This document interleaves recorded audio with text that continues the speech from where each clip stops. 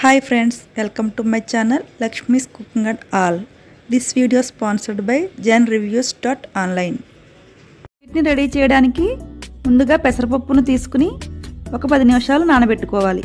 నేను ఇక్కడ ఈ చిన్న గ్లాస్తో తీసుకున్నాను. ఇప్పుడు స్టవ్ పై ప్యాన్ పెట్టుకుని మనం ముందుగా నానబెట్టి ఉంచుకున్న పెసరపప్పును దీనిలో వేసుకోవాలి. కొంచెం సేపు ఫ్రై చేసుకున్న తర్వాత ఒక స్పూన్ నెయ్యిని వేసుకుని మరలా ఫ్రై చేసుకోవాలి. ఇప్పుడు వాటర్ అంతా ఎవాపరేట్ అయిపోయింది కదా, ఒక స్పూన్ నెయ్యిని వేసుకుందాం. మంటను మీడియం ఫ్లేమ్లో పెట్టుకుని ఇలా ఫ్రై చేసుకోవాలి. ఇలా పెసరపప్పును 10 నుంచి 15 నిమిషాల వరకు ఫ్రై చేసుకుంటూ ఉండాలి. కొంచెం ఫ్రై అయిన తర్వాత ఒక హాఫ్ గ్లాస్ బాదం పప్పును వేసుకుని మరలా ఫ్రై చేసుకోవాలి.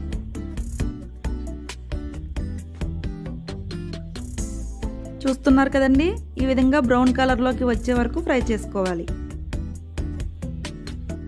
ఇక స్టవ్ ఆఫ్ చేసి వీటిని ఒక ప్లేట్లోకి తీసుకుని చల్లారనిద్దాం.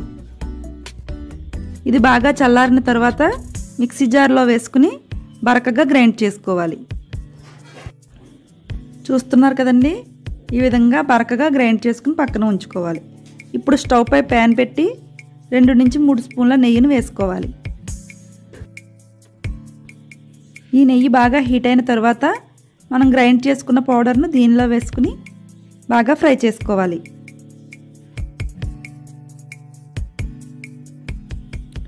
ఇలా ఒక 5 నిమిషాలు ఫ్రై చేసుకున్న తర్వాత ఇది ఇంకా బ్రౌన్ కలర్లోకి మారుతుంది. చూస్తున్నారు కదండి, ఇప్పుడు కలర్ అనేది బాగా చేంజ్ అయ్యింది కదా. ఇప్పుడు మనం దీనిలో ఒక గ్లాస్ పాలు వేసుకోవాలి. ఇవి కాచి చల్లార్చిన పాలు.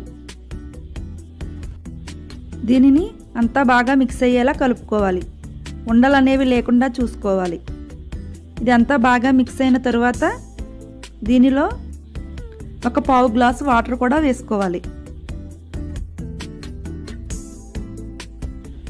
మనం పెసరపప్పు ఏ గ్లాస్తో అయితే తీసుకున్నామో అదే గ్లాస్తో ఈ అన్ని కొలతలు తీసుకోవాలి. ఇప్పుడు హల్వా బాగా దగ్గరికి అయ్యింది కదా, దీనిలో ఒక 3/4 గ్లాసు పంచదార వేసుకోవాలి. తీపి ఎక్కువగా తినేవారు అయితే ఒక గ్లాస్ పంచదార వేసుకోండి.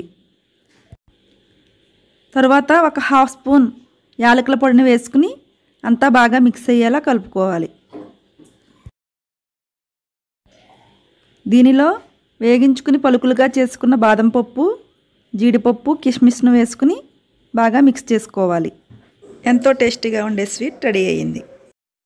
This video sponsored by janreviews.online. Thanks for watching.